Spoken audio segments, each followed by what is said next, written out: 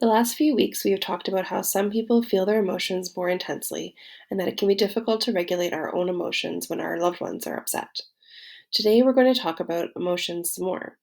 It can be really hard to regulate our own emotions, and even more difficult to help someone else do this. I want you to imagine that experiencing emotions is like an elevator.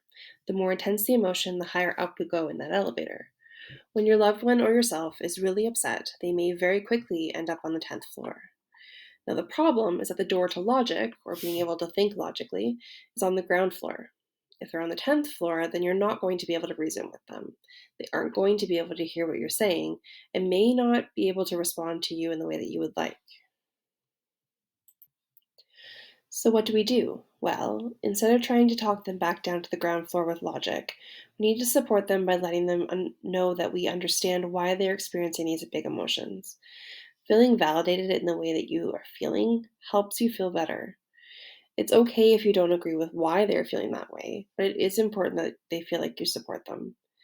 Then we're going to help them to learn ways to regulate their emotions. We call this emotion coaching. Emotion coaching helps to bring them down in the elevator until they can get to the ground floor. This helps them to calm and regulate their nervous system. Then they can hear you and work towards action if it's needed. Being an emotion coach for a loved one is a skill that we have to learn and practice. It's a different way of approaching caregiving than we may have used in the past. Teen Talk, a program offered through Kukla, works on these exact skills to help you to learn to be an emotion coach for your loved one. We meet every other week for 5 to 6 sessions to learn these skills, practice them, and support each other. The next Teen Talk group will be starting on February 5th.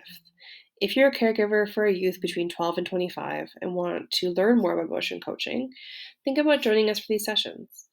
This can be particularly helpful if your youth struggles with emotional regulation or their mental health, but can also be helpful for parenting this age group in general.